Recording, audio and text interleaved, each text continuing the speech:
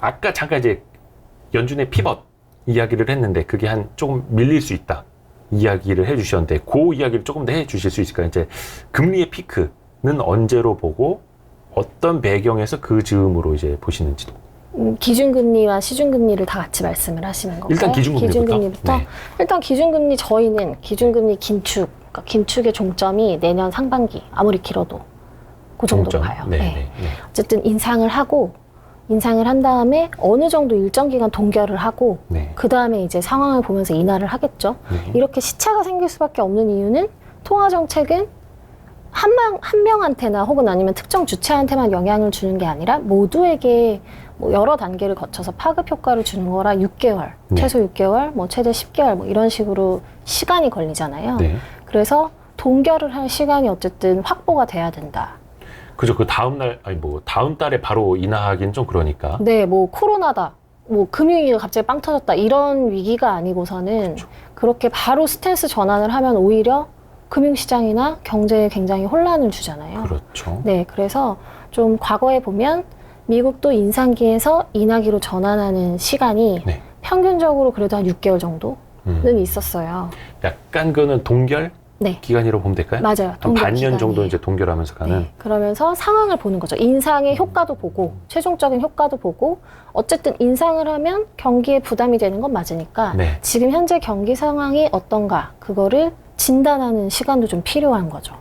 그 이후에 인하를 할 수 있다. 이런 건데 저희는 일단 뭐 중립금리 수준 그리고 지금 현재 인플레이션이 꺾이는 속도 뭐 고용 시장에서 이제 나타나는 소정의 변화 뭐 이런 것들을 같이 종합을 해서 볼 때 내년 상반기 정도까지는 긴축이 계속될 수 있지만 네. 내년 하반기에는 계속 동결하는 상태, 그러니까 상태를 진단하는 그런 시기가 되고 2024년 초반부부터는 인하 가능성이 실제로 시행할 그 가능성이 되게 높다라고 생각하고 있어요. 2023년 하반기부터는 동결. 하반기에는 이제 동결의 기간이 되고 상반기까지가 인상의 시기였고 네. 기간 그리고 하반기부터는 동결. 네. 그러면은 인하는 24년 초반부부터는 인하로 바로 들어갈 수 있다라고 생각을 하고 대신 상황에 따라서 그거보다 빨라질 수도 있다고 생각해요. 늦춰질 가능성보다는 사실 인하가 빨라질 가능성이 좀 더 이제 높다라고 저희는 생각을 하고 있어요. 어떤 것들이 중요한 좀 키팩터가 될까요? 일단 제일 중요한 건 우리가 뭐 지금도 계속 얘기했던 고용시장. 네. 인플레이션이 꺾이는데 그 속도가 어느 정도인가. 그리고 세 번째는 미국 외적으로는 유럽의 상황. 지금 생각보다 유럽의 경기가 너무 안 좋아서 이렇게 서로 어쨌든 파급 효과가 지금 굉장히 큰 상태에서 이렇게 유럽의 경기가 계속 안 좋다 보면 미국의 경기도 덩달아 좀 꺾일 가능성도 높고 서로 이제 영향을 네, 받으니까. 영향을 받으니까 뭐 이런 것들을 같이 고려를 해야 되기 때문에 이제 유럽 경기까지는 우리가 같이 봐야 될 것 같아요. 그리고 그래서 지금 이제 달러가 엄청나게 강세잖아요. 네. 다른 통화들 엄청나게 약세고. 그래서 그 부담 때문에라도 뭐 연준이 금리 인상을 더 세게 가지는 못할 것 같다라고 전망하시는 분들도 계세요. 그렇죠? 네. 근데 예. 약간 그건 부수적인 것 같아요. 저는. 부수적. 네, 왜냐면 그 환율은 정책의 그 결정권을 가진 뭔가 그 목표는 아니거든요. 그러니까 그리고 환율 시장이라는 거는 약간 부산물이죠. 어쨌든 결과물. 그래서 그 결과물을 조정하기 위해서 뭔가 통화 정책의 근간을 뭔가 변화할 가능성은 사실 되게 적다고 보고 이건 되게 뭐 원론적인 얘기지만 중앙은행의 기본적인 목표가 물가 안정과 고용 안정이잖아요. 연준은. 네. 일단 그걸 먼저 달성한 이후에 환율에 대해서 좀 신경을 쓸 가능성이 있고 미국 입장에서는 달러 강세가 또 그렇게 뭐 나쁜 면만 있는 건 아니죠. 어쨌든 수입 물가를 빨리 낮춰주잖아요. 그렇죠. 그러니까 지금 물가가 제일 문제인 상황에서는 달러가 강세 가도록 해서 수입 물가를 낮추도록 하는 게 그들한테는 좋은 거니까. 네. 지금 당장은 환율을 별로 신경 쓸 필요는 별로 없을 것 같아요. 미국 입장에서는. 오히려 뭐 헤드라인이지만 네. 그것 때문에 인플레이션이 잡히는 걸 빨리 보면 연준 입장에서 긴축을 이렇게 많이 하는 거에 대한 부담감으로부터 좀 자유로워질 수는 있잖아요. 네, 네. 그러니까 어느 순간이라도 긴축을 언제라도 해야 되긴 한다면 지금 현재 그냥 빨리 집중해서 하는 게 더 나을 수도 있죠. 지금 2.5죠, 우리나라 기준금리가. 네. 요거는 한 어디까지 간다고 보세요, 혹시? 올해는 3%, 내년에 3.25%가 네. 저의 전망입니다. 진짜 믿는 금통의 발등에 찍혀서 지금 금리가 미친 듯이 올라가고 있는데 네. 어떤 거부터 볼까요? 우측에 있는 그림 보시면 일단 금통이 당일부터 2주간 금리가 급등해서 아까 예. 미국이랑 비슷한 그림이에요. 미국 10년은 아직 고점 대비 80% 정도 수준까지밖에 안 올라왔지만 네. 우리나라는 고점까지 다 올라왔죠. 그러네요. 굉장히 빠른 속도로. 지금 타격이 굉장히 큽니다. 잭슨홀보다는 금통위의 타격이 훨씬 크고요. 이 타격은 이제 채권 투자자들이 많이 피를 흘리고 있다. 네, 그렇죠. 예. 근데 좀 연장해서 생각해보면 금리가 이렇게 불안정하면 주식도 결국에 안 좋죠. 그렇죠. 네, 이게 어쨌든 기본적인 비용이니까. 네. 지금 이렇게 금리가 올라간 이유는 기본적으로 한국의 기준금리 컨센서스가 연말에 2.75에서 3%로 형성이 되어 있었거든요. 네. 기존에는. 네. 근데 금통위 이후에 물가에 대해서 너무 걱정도 많이 하고 약간 가이던스도 주고 이러다 보니까 한 3.25에서 3.5%까지 최종 기준금리가 갈 수 있고 그러니까 올해는 아니고. 올해는 아니고 네. 그리고 연말에는 3%에서 3.25%까지는 갈 수 있다. 이렇게 이제 생각이 되다 보니까 그 정도가 확 금리에 반영이 되면서 20bp 넘게 급등을 하게 된 거죠. 그러면 일단 올해까지는 연말에 한 10월, 11월 있죠, 금통위가. 네. 그러면은 3%까지 올해는 볼 수밖에 없고 내년에는 네. 약간 그보다 더 올라갈 수도 있다. 네, 그렇죠. 인상 가능성이 있습니다. 일단 그거의 기본이 여기 30페이지 왼쪽 그림 보시면 경제 전망이거든요. 경제 전망. 이번에 금통위 때 같이 발표한 경제 전망인데 물가 경로예요. 올해는 이미 물가가 되게 높은 거 우리가 다 눈으로 확인을 했잖아요. 네. 그래서 저 5.2%라는 게 별로 충격적이지가 않은데 네. 내년 물가를 기존의 2.9%에서 3.7%로 굉장히 많이 상향을 했어요. 이 얘기는 물가가 이렇게 높으면 인상 기조를 할 수밖에 없구나, 내년에도. 이렇게 이제 시장이 받아들인 거고. 3.7도 상당히 높은 수준은 맞으니까. 네, 그쵸. 어쨌든 우리의 목표는 2%잖아요. 그쵸. 물가 목표치는. 그래서 기존에는 올해까지만 인상하고 내년은 못하겠다라고 사람들이 다 생각하고 있었는데 네. 이 물가 경로를 보면서 그리고 플러스 이제 총재가 인플레이션에 대해서 우려를 굉장히 많이 하면서 내년에도 인상을 할 수 있겠구나 라고 이제 사람들의 생각이 확 바뀐 거죠. 그러면서 이렇게 금리가 올라가게 된 거예요. 연준도 마찬가지고 한국은행도 마찬가지고 그렇죠. 거의 네. 내년 상반기까지는 계속 금리 인상 기조 네. 정도로는 봐야 하는. 네. 근데 이제 또 거기에 또 기름을 부은 게 금통위를 하고 예. 이제 잭슨홀 회의가 바로 열렸잖아요. 네. 총재님이 이제 거기 참석을 위해 출국을 하셨죠. 네. 거기 인터뷰에서 미국보다 인상 기조를 빨리 끝내는 건 좀 어렵다. 이렇게 이제 말씀을 하셨잖아요. 네, 네. 그러니까 아무래도 인상에 대한 그 기간이 우린 먼저 시작해서 먼저 끝날 줄 알았는데 좀 늦게 끝나겠구나. 이렇게 이제 생각이 되게 되는 거죠. 그게 금리 인상 해놓고 동결 가는 걸 말한 걸까요? 아니면은 금리 인상 이걸 말한 걸까요? 인상기는 인상이죠. 네.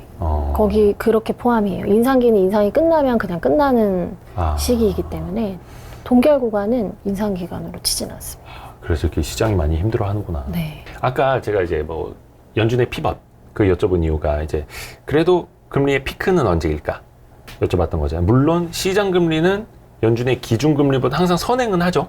네네. 근데 이거 많이 이제 생각하시는 분들 입장에서는 채권 투자자라면은 금리가 피크를 찍고 내려오면 채권은 어느 정도 약세로 갔다가 이제 다시 채권 가치가 올라가는 시기, 네. 금리가 내려가니까 채권 가치가 올라가는 시기로 가서 그때부터 채권 투자를 좀 늘려야지 생각하실 수가 있잖아요. 그럼요. 그 시점은 지금 한 어느 정도로 보시나요? 한 올해 4분기 정도부터는 연말. 그래도 좀 타진을 해보는 게 좋은 것 같아요. 일단 첫 번째로는 말씀하신 대로 일단 선행을 하고 우리가 지금 이렇게 불안해하는 이유가 기준금리의 경로가 확실하다고 생각했는데 불확실해졌기 때문이잖아요. 근데 9월 FOMC가 지나고 12월 FOMC가 지나면 그 즈음이 되면 어쨌든 인플레이션도 어느 정도 꺾이는 거 확인했고 네. 연준의 점도표도 확인했고 네.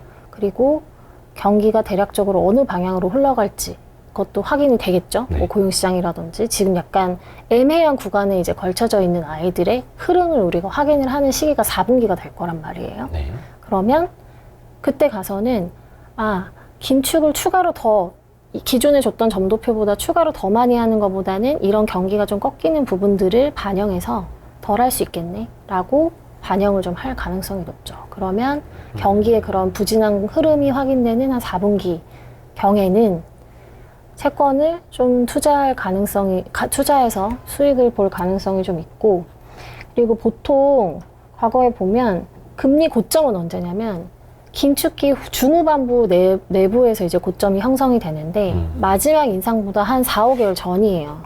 네, 보통 정상적인 이제 인상기라면 차근차근 하는 인상기라면 네, 네, 네. 그러면은 지금 현재 내년 한 상반기 정도로 우리가 생각을 하고 있다면 네. 올해 연말 정도는 좀 리즈너블한 시기이다라고 생각이 되고, 그러니까 기준금리의 피크가 내년 상반기라면 시장금리의 피크는 올해 하반기일 수 있다. 네. 그리고 27페이지를 한번 보시면 어쨌든 시장에서 뭐 수급이 깡패다 이런 얘기를 하잖아요. 예, 좋은 말이죠. 네. 근데 수급은 아무도 이길 수가 없죠. 왼쪽 그림 뭐냐? 외국인이 미국 국채를 얼마나 사는지 추이예요. 지금까지는 추이인데 달러랑 같이 그린 거거든요. 이게 이제 미국 입장에서 봤을 때 외국이요. 그렇죠. 예. 네. 그러니까 미국 국채의 수급이라고 보시면 돼요. 네. 지금 현재 미국을 대체할 수 있는 국가가 없잖아요. 그냥 다 가네요. 같은 방향으로. 네, 그래서 미국을 대체할 수 있는 국가가 없고 미국 외에 유럽이나 중국이나 이런 큰 권역들이 어쨌든 펀더멘털이 되게 안 좋죠. 그래서 투자자 입장에서는 미국 자산을 투자하고 싶을 거 아니에요. 글로벌 투자자 입장에서는. 달러도 강세니까. 네, 그러니까 달러 자산을 투자하고 싶죠. 그러면 기존의 달러 강세가 더 강해지죠. 이게 이제 계속 되는 거고, 지금 현재 미국이 긴축은 빨리 하고 있지만 생각보다 경기가 괜찮아서 긴축을 하는 거니까 네. 지금 사람들이 미국의 자산 시장에 몰려들고 있고, 근데 여기에서 주식이랑 채권을 또 굳이 나눠서 보면 주식보다는 어쨌든 경기 침체와 긴축 국면이라는 우리의 부담이 있잖아요. 네. 그럼 주식보다는 좀 안전자산인 채권 쪽에 사람들이 더 관심이 많다는 거죠. 네. 그리고 기본적으로 아까 초반에 미국채 금리 보면 미국 금리가 엄청 많이 올라왔잖아요. 네. 과거 한 7, 8년 동안 제일 높은 수준이에요. 네. 그러면 절대적인 캐리 매력도 되게 높은 거죠. 그 자기네 환율로 네. 외화로 네. 환산을 했을 때. 그렇죠? 그래서 그런 걸 같이 생각을 해봤을 때는 외국인의 어쨌든 미국 국채, 달러 자산 중에서도 미국 국채의 그런 수요도가 되게 높은 편이다. 그리고 그게 당분간은 지속될 수 있어서 생각보다 미국 금리가 팍 더 많이 올라갈 가능성은 그렇게 높지 않은 수급적으로. 그리고 만약에 4분기가 됐어요. 긴축이 거의 끝나갈 것 같아요. 네. 근데 그 상황에서 미국 경기도 꺾이고 있지만 그때라고 해서 그런 그 자금들이 어디 딴 데 갈 수 있는 투자처가 생길까?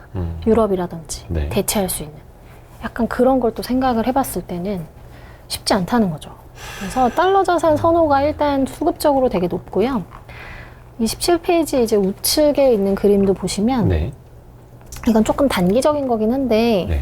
이게 미국채 투기적 포지션에 대한 거예요. 투기적 포지션이요? 네. 그러니까 기본적으로 그냥 매매 포지션이라고 보시면 돼요. 네. 딜링하는 포지션들이라고 보면 되는데 이게 밑으로 가면은 순매도고 네. 위로 가면 순매수예요. 네. 그러니까 지금 이 파란 선이 밑에 있죠. 네. 이게 역사적으로 봤을 때 엄청난 위기 국면이 아닌데 이 정도 순매도 포지션이 많이 쌓인 거는 네. 거의 없어요, 지금. 그러니까 이미 매도를 너무 많이 한 거죠. 숏 포지션이 이미 너무 많이 가지고 있는 거예요. 네. 투자자들이.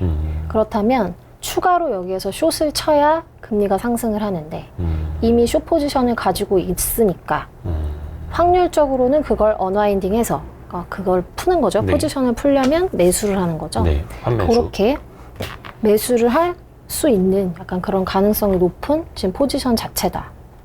요거에 생각보다는 금리랑 되게 많이 같이 가요. 이게 단기적인 지표이긴 하지만 그래서 이런 것들도 같이 고려를 했을 때 전체적으로 봤을 때 펀더멘탈 뭐 수요 다 봤을 때는 미국 금리가 이렇게 끝까지 가파르게 연말까지 올라가는 건 아니고 올라가는 속도가 서서히 줄어들다가 네. 그 이후에 이렇게 떨어질 가능성이 전반적으로 더 높다. 이렇게 보는 게 맞을 것 같아요. 채권을 만약에 이제 연말쯤부터 좋은 좀 시기가 온다라면 네. 어느 쪽이 그래도 조금 더 나을지 아니면 국가가 됐든 아니면 뭐 종류가 됐든 네. 네. 일단 국채랑 크레딧, 회사채를 비교했을 때는 네. 어쨌든 경기 침체의 국면 그리고 긴축이 끝나가는 국면 약간 이럴 때는 보통 그 후반부에 크레딧 스프레드가 많이 벌어지거든요. 네. 그래서 그러니까 안정이 먼저 되는 건 국채란 얘기예요. 그렇죠. 그러니까 생각보다 국채를 먼저 이제 매수를 하는 게 맞고 네. 크레딧 스프레드는 사실 조금 위험하죠. 그러니까 레벨은 높지만 그 스프레드가 얼만큼 벌어질지는 가늠을 하기 어렵기 때문에 네. 약간 위험을 견딘다라는 생각으로 들어가면 좋지만 네. 아직은 조금 힘들고 그 4분기에 지금은 약간 회사채들 매력도가 많이 좀 안 좋은. 네. 금리 레벨은 괜찮은데 네. 긴축의 후반부에서 뭐 유동성 문제라든지 네, 네, 신용 경색 문제라든지 뭐 이런 부분들이 생겨날 수 있기 때문에 또 언제 어떻게 터질지 모르니까. 네, 그래서 그냥 안전하게 본다면 국채가 지금 현재는 좀 더 낫고 네. 그리고 국가별로 본다면 뭐 지금도 그런데 당연히 달러채가 제일 좋죠. 미국채가 제일 좋아요. 현재로서는. 네. 예, 금리도 높은데 네. 심지어 환율도 강세고 국가도 나쁘지 않고 네. 국가의 펀더멘털도 나쁘지 않고 그러니까 어쨌든 채권을 투자하려면은 절대금리를 일단 첫 번째로 봐야 되고 그렇죠. 그 다음에 환차익을 네. 봐야 되잖아요. 두 가지 다 지금 미국채가 가장 좋죠. 그리고 이제 채권 담당 애널리스트 분이기는 한데 그래도 많은 개인 투자자분들은 이제 채권보다는 좀 주식 쪽 네. 생각들을 좀 많이 하고 있다 보니까 근데 또 주식 시장에 가장 많이 영향을 미치는 게 미국의 금리이고 그래서 저희도 계속 미국의 금리 피크, 연준의 그 피벗 뭐 이런 걸 좀 많이 여쭤봤던 건데 전체적인 지금 뭐 시장의 분위기라든지 뭐 이제 기관 투자자분들 많이 만날 때 듣는 뭐 약간 가장 큰 우려라든지 이런 걸 조금 정리를 해 주실 수 있을까요? 현재 분위기나 예. 일단 지금은 되게 사고 싶은데 못 사는 거예요. 그러니까 제 채권 쪽 자금은 되게 사고 싶은데 못 사는 상황인 것 같아요. 금리가 계속 오를 수 있으니까. 네, 변동성이 너무 높아서 일단 자금을 집행을 해야 되는데 집행을 못 하고 있는 게 이제 그들의 현재 상황이고 네. 사실 그렇게 국내 기관 자금이 좀 들어와 줘야 금리가 좀 안정이 되거든요. 아직까지는 조금 힘들어요. 9월 FMC를 확인하고 본다. 네. 약간 이런 이제 마인드가 많기 때문에. 네. 그리고 9월이면 분기 말이잖아요. 분기 네. 말에는 사실 자금이 많이 왔다 갔다 해서 섣불리 뭐 신규로 뭐 자금을 집행한다거나 이러기가 또 쉽지가 않아요. 네. 그래서 9월에는 금리 변동성이 사실 굉장히 높을 것 같아요. 그래서 뭐 금리 변동성이 높으면 당연히 주식시장이나 기타 위험자산에도 기본적으로 안 좋고 네. 지금 가장 우려하는 거는 환율이죠. 그쵸. 환율을 제일 무서워하는 것 같아요. 지금 뭐 개입을 한다고 해도 네. 계속 이렇게 올라가고 있으니까 환율을 제일 우려를 하고 환율 때문에 혹시나 기준금리 인상을 더 하게 되면 어떡하지? 내지는 자본 유출이 나타나면 네, 네. 어떡하지? 이제 그 문제가 좀 기관 투자자들한테는 가장 핫 이슈인 것 같아요. 근데 사실 이제 채권 담당 애널리스트는 이제 매크로 또 많이 보셔야 되는데 네.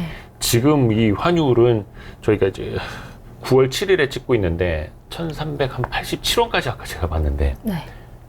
왜 이렇게 천장이 뚫리는 겁니까? 뭐 미국이 금리 올리고 하는 건 다 알겠는데 네. 이게 뭐 어디까지 이렇게 가야 되는 건지. 사실 지금 원화 레벨은 네. 좀 너무 과하긴 해요. 그러니까 우리나라 너무 무역 빠르게 수지, 왔고. 네, 너무 빨랐고 우리나라 무역 수지 수준 뭐 이런 것들을 다 고려를 했을 때는 원화 약세가 조금 과하긴 하거든요. 네. 그리고 거꾸로 얘기하면 달러 강세도 고평가돼 있어요. 달러도 네. 굉장히 고평가돼 있고 기타 통화들은 이제 좀 저평가돼 있는 쩔어 지금 있죠. 네. 그런 상태죠. 근데 뭐 워낙에 환율은 이제 뭐 부산물이다 보니 네. 그러니까 뭐 부산물이 나쁘다는 게 아니라 결과물 네. 되게 모든 걸 이제 총체적으로 알려주는 결과물이다 보니까 사실 변동성이 주식이랑 금리보다 훨씬 높아요. 훨씬 많이 이제 움직이게 되고 그만큼 오버슈팅도 훨씬 많이 하거든요. 지금 특별한 이유, 뭐 다른 이유가 새로이 나타나서 이제 뭐 환율이 이렇게 올라가는 건 아니고 네. 이제 심리가 일단 첫 번째로 무너졌고요. 일단 뭐 매수 주체가 없고 그리고 지금 현재는 잭슨홀 이후에 우리가 오늘의 주제죠. 잭슨홀 이후에 미국의 긴축 경로가 불확실하다. 원래 확실했다고 믿었던 게 너무 불확실해져서 어떻게 해야 될지 모르겠다. 지금 이게 금융시장의 상황이잖아요. 그러다 보니 안전한 걸 더 선호를 하는 그런 경향도 있는 거죠. 그리고 긴축을 하는데 긴축을 덜 할 가능성보다 많이 할 가능성이 지금 확률적으로 높아진 거잖아요. 그러면 달러가 약해질 가능성보다 강해질 가능성이 훨씬 높죠. 그렇죠. 그러다 보니까 안전한 쪽으로 지금 현재 베팅을 하게 되고 이런 식으로 아까 여기 외국인의 미국 국채 순매수를 보다시피 이런 식으로 계속 미국 국채를 수요가 늘어나다 보니까 또 이게 환율에 역으로 영향을 미치고 이게 악순환이 계속 되고 있는 것 같습니다. 그러니까 그 파월 의장의 그 데이터에 따라서 가겠다라고 했던 말이 어떻게 보면 되게 교과서적이고 당연한 말인데 그 말 한마디로 인해서 이제 매월 여러 가지 발표되는 뭐 ISM 제조업 지수, 뭐 서비스업 지수, 뭐 고용 물가는 당연하고 계속 이제 휘영청 네. 할 수밖에 없는 상황. 아이고 참 쉽지가 않습니다. 그래서 일단은 연말까지는 버텨야겠네요. 네, 올해가 빨리 지나가기를. 네. 아, 답이 없습니다, 이거. 아무튼. 오늘은 유진투자증권에서 이제 채권 담당하고 있는 김진아 부장, 김진아 연구위원 함께 했고요. 이게 또 어떻게 또 바뀔지 모르니까 나중에 또 계속 도움 말씀 구하겠습니다. 네, 알겠습니다. 고맙습니다. 감사합니다.